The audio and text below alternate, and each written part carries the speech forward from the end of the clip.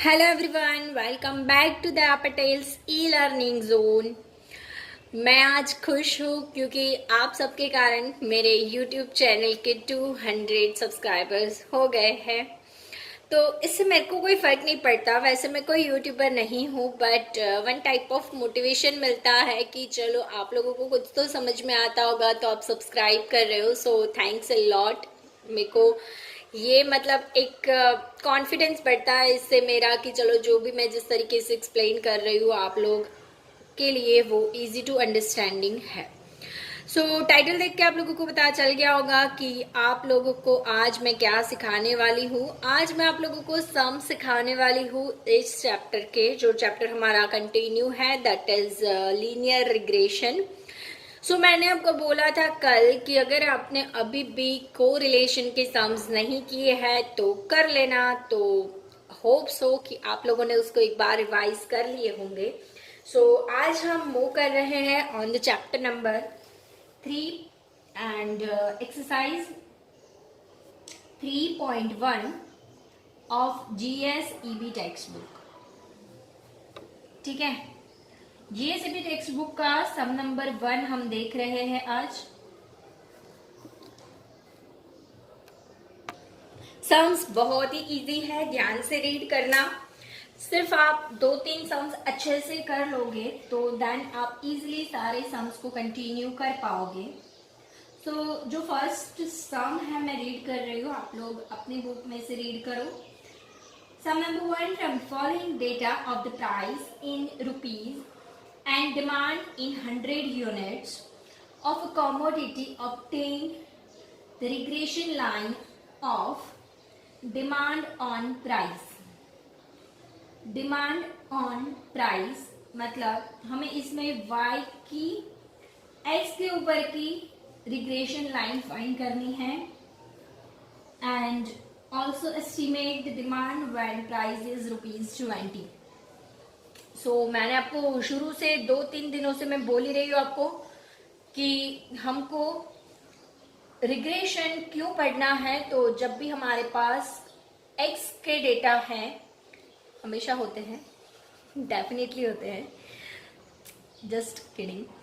तो हमारे पास जब भी x के डेटा है तो उसके ऊपर से हमें जब y को एस्टिमेट करना है तो हम क्या यूज करने वाले होते हैं, रिग्रेशन, राइट। तो यहाँ पर सेम वे हमारे पास प्राइस है और डिमांड तब कितनी होगी ये हमें एस्टिमेट करना है। और इसके लिए हमको यहाँ पर दिया हुआ है प्राइस, डिमांड, राइट। तो प्राइस दिया हुआ है 12, 14, 15, 16, 18, 21। स्टार्टिंग से ध्यान देना, एज फिर आप लोग लास्ट में पूछते हो मैम कौन सी मेथड यूज करनी है, पता नहीं चलता तो पता नहीं ही चलेगा, ठीक है। सो एंड से मैं जो भी स्टार्टिंग से एंड तक मैं जो भी सिखा रही हूँ उन सबके बहुत अच्छे से पढ़ाई करना और वो सारे पॉइंट्स ध्यान में लेना ताकि आपको माइंड में कभी कोई डाउट्स ना रहे, ठीक है। तो फर्स्ट ऑफ ऑल हमने ये x एंड y लिख लिया, उसके बाद हमको करना रहेगा इसका total, that is sigma x and sigma y। Sigma x, sigma y, sigma x मुझे मिल गया है 96 एंड सिग्मा y मुझे मिल रहा है 60। देन मेरा सेकेंड स्टेप जो है वो है x bar and y bar find out करना है। मैं आपको पहले बोलती थी कि आपने x बार और y बार फाइंड कर लिया और मान लो कि x बार पॉइंट में मिल गया, सो हम y बार स्किप करते थे, बट यहाँ पर हम नहीं कर पाएंगे। क्यों, मैं आगे इसी लेक्चर में कंटिन्यू में बताऊंगी आपको। सिग्मा x है 96, n मुझे मिला है 6, 1 2 3 4 5 6, सो मेरा x बार हो जाएगा 16। ऐसे ही सिग्मा y जो है वो भी मिल जाएगा। सिग्मा y है 60, 6 से डिवाइड करूं मैं आता है 10।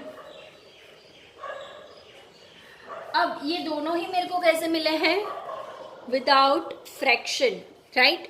सो फ्रैक्शन इसमें नहीं है, तो मुझे क्या करना रहेगा, x माइनस एक्स बार वाली फॉर्मूला रखनी है। x माइनस एक्स बार, y माइनस वाई बार, x माइनस एक्स बार का square, x minus X bar into Y minus Y बार। बस ये वाली फॉर्मूला मुझे रखनी है। समझ में आई बात? x माइनस एक्स बार क्या है?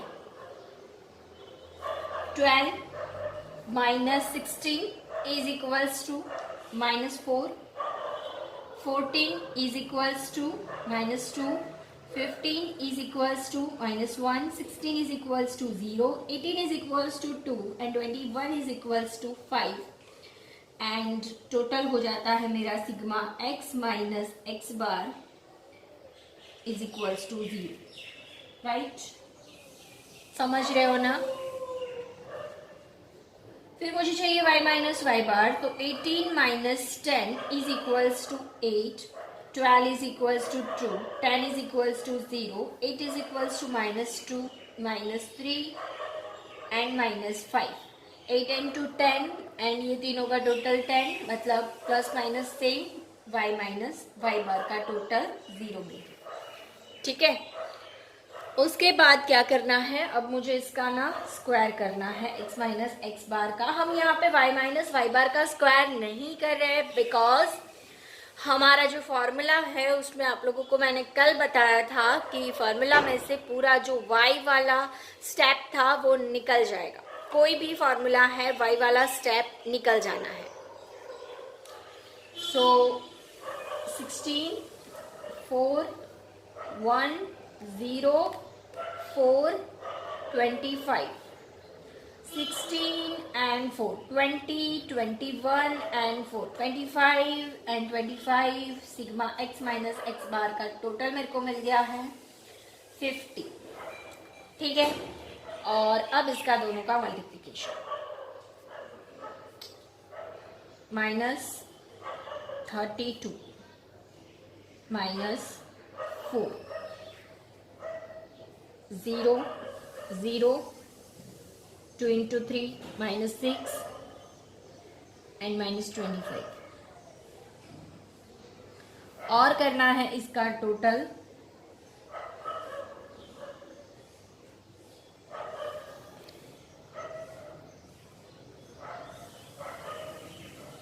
और इसका टोटल आ रहा है -67। ठीक है, अब हमें फाइंड करना है रिग्रेशन लाइन। ये आपको हमेशा सारे सम में लिखना है। आप 2 सम में अच्छे से देख लेना, बाद में सभी सम्स में आपको ये हैबिट डालनी ही है। Regression line of demand on price, ऐसा कुछ है ना, डिमांड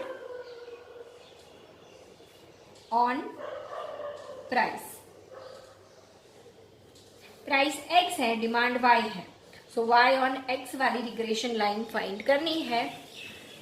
y ऑन x की रिग्रेशन लाइन को ऐसे लिखते हैं, y cap is equals to a plus B into X, where b is equals to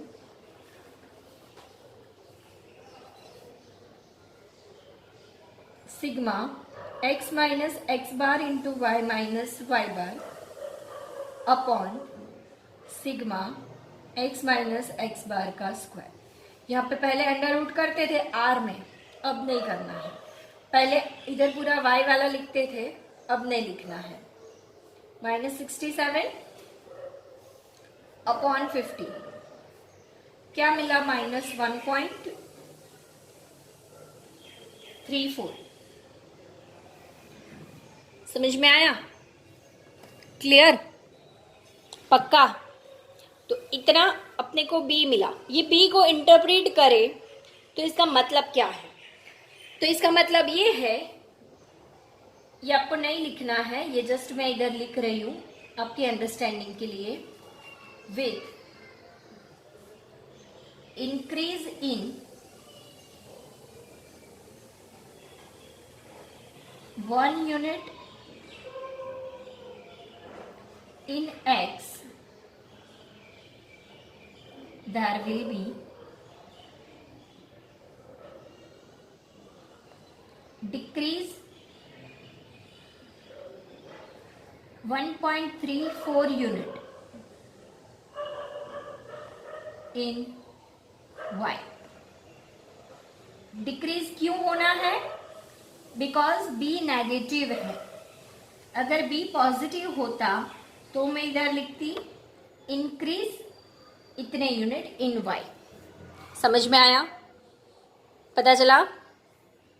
तो ये इंटरप्रिटेशन कोई कोई सम में ही होगा, 1 और 2 मार्क के लिए खास करके इम्पोर्टेंट है। आपको जो बड़े सम्स है उसमें इंटरप्रिटेशन नहीं करना होता है, बट देन अगर कुछ कर रहे हैं तो करते क्या है ये पता होना चाहिए, और इसीलिए ये बी का मतलब क्या है ये मैंने इधर लिख दिया है।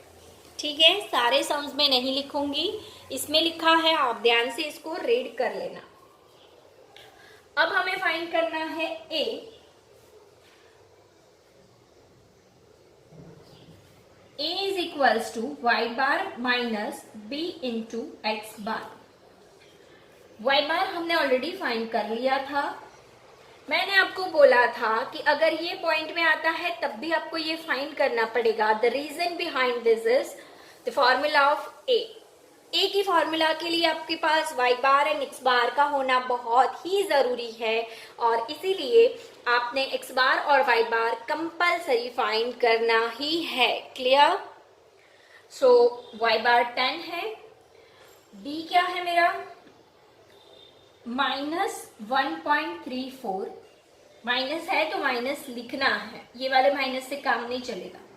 And x bar is 16। Now in दोनों का मल्टीप्लीकेशन कर दो तो आता है 21.44, एंड ये माइनस माइनस प्लस हो गया एंड 31.44 मेरा a मिल गया।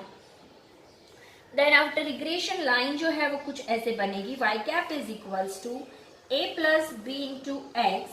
सो y cap is equals to 31.44 minus 1.34x। अब यहाँ पे ये ऊपर प्लस था, मैंने ये माइनस किया, क्यों? क्योंकि मेरी b की जो वैल्यू है वो क्या थी भाई? माइनस, तो ये प्लस का क्या बन जाएगा? माइनस। एंड अब आपको पूछा है कि x इज इक्वल्स टू 20 की वैल्यू जो है वो हमें रखनी है। Putting x is equals to 20, so 31.44 minus 1.34 into 20, इन दोनों का मल्टीप्लिकेशन कर लो। 31.44 इन दोनों का मल्टीप्लिकेशन अगर करोगे तो मिलेगा आपको 26.80। एंड अगर इन दोनों का आप क्या करोगे भाई? सब्सट्रैक्शन ऑब्वियसली, तो मेरे को आंसर मिल रहा है 4.64, और यूनिट मुझे दिया था y का 100 यूनिट।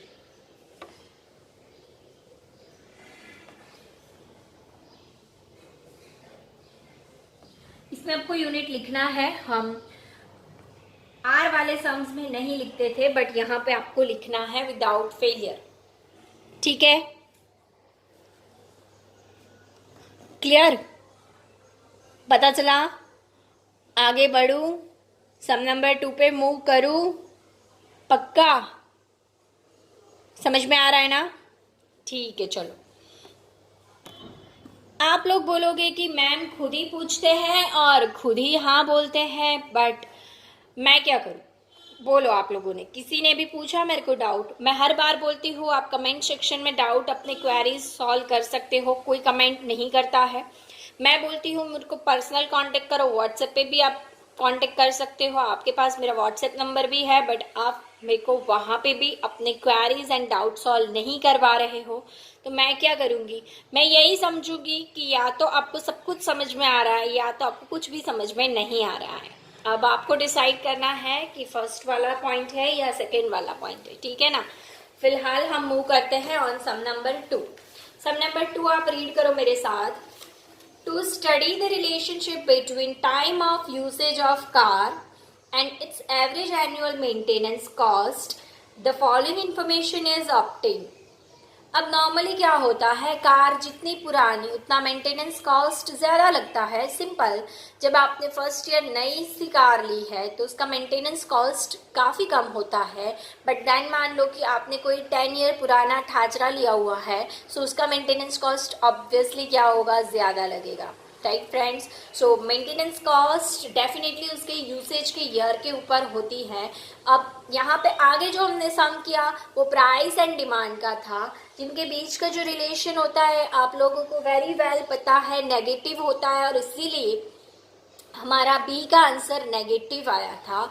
जस्ट लाइक दैट, यहाँ पे आपको पता है यूसेज के ईयर्स एंड मेंटेनेंस दोनों के बीच में पॉजिटिव रिलेशन है, एंड बिकॉज ऑफ दिस हमारा बी अभी पॉजिटिव आएगा।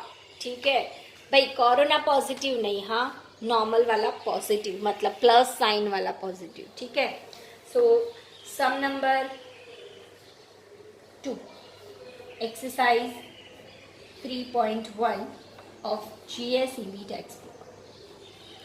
क्वेश्चन आपको दिया हुआ है, कार के नंबर्स है 1 2 3 4, लिखना है तो लिखो, नहीं लिखना तो स्किप करो। देन आपको दिया हुआ है x, मतलब ईयर्स, एंड कॉस्ट दी हुई है मेंटेनेंस कॉस्ट। ठीक है, तो नंबर ऑफ ईयर्स जो है वो है इस तरीके से कुछ 3 1 2 2 5 3, एंड y कुछ इस तरीके से है 10 5 8 7 13 एंड 8। ठीक है, अब फर्स्ट ऑफ ऑल तो हमें यही करना है हमेशा, sigma x sigma y। Sigma x मेरे को मिल रहा है इधर 16 एंड सिग्मा y मिला मुझे 51। The next step is x bar and y bar. 16 divide by 1 2 3 4 5 6 and 51 divide by obviously 6। सो मेरा x बार मुझे मिल रहा है 2.67 एंड y बार मुझे मिल रहा है 8.5। दोनों ही फ्रैक्शन में है, सो मैं x माइनस एक्स बार वाला फॉर्मूला हरगिज यूज नहीं कर सकती। तो मुझे क्या करना पड़ेगा भाई, एक्स स्क्वायर वाई स्क्वायर वाला मेथड यूज कर सकती हूँ या फिर यूवी वाला मेथड यूज कर सकती हूँ। नाउ आप देख सकते हो कि ये ऑब्जर्वेशंस बहुत छोटे छोटे से है, सो मुझे यूवी वाली मेथड में जाने की ज़रूरत नहीं है। मेरा काम बन जाएगा एक्स स्क्वायर वाई स्क्वायर वाली मेथड से, बट यहाँ पे मुझे वाई स्क्वायर की ज़रूरत नहीं है। क्यों नहीं है? बिकॉज हमको फॉर्मूला में वाई वाला स्टेप पूरा कट शॉर्ट करना है। क्लियर? चलो, एक्स का स्क्वायर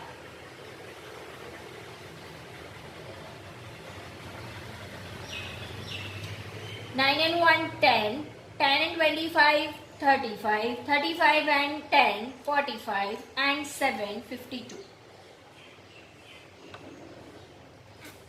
दोनों का मल्टीप्लिकेशन 35 16 14 65 एंड 24। टोटल करना पड़ेगा, कैलसी से कर लो। क्या मिला? 154। समझ में आ रहा है? पक्का? ओके। नाउ यहां पर हमें लिखना है रिग्रेशन लाइन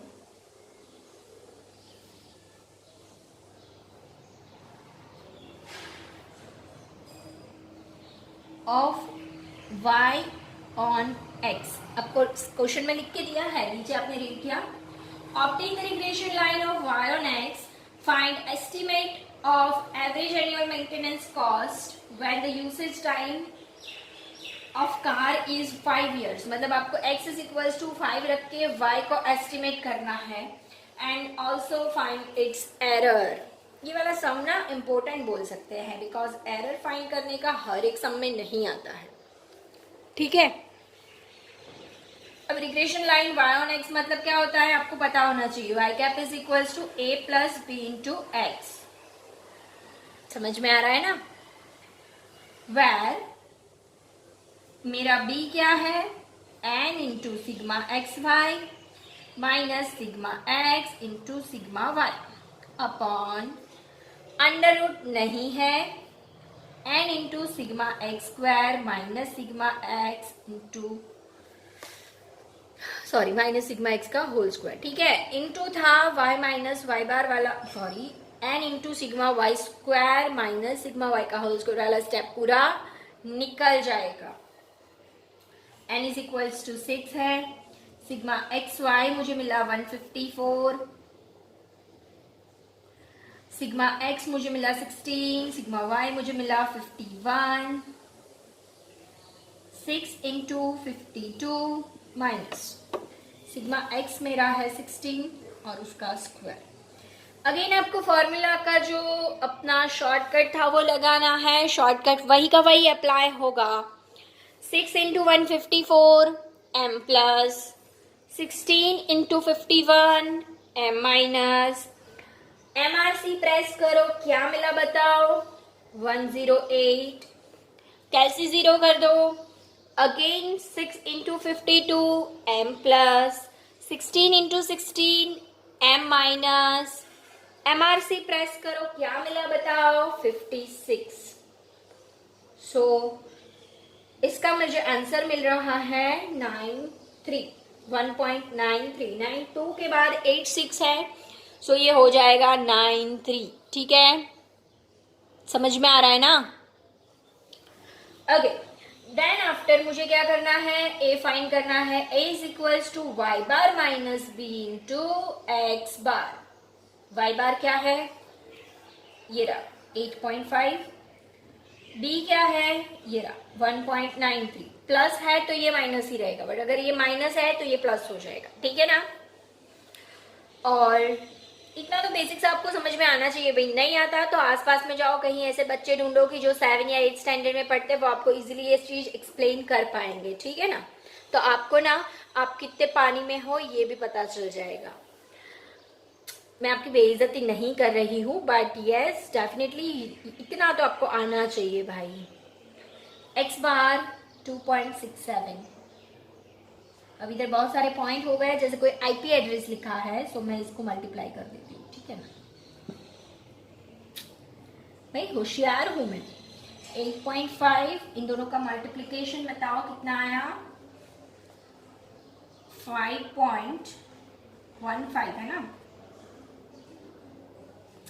सो इन दोनों का सब्सट्रैक्शन आया 3.35, ठीक है। देन अब मुझे क्या करना है, रिग्रेशन लाइन फाइंड करनी है। Regression line is equals to Y cap is equals to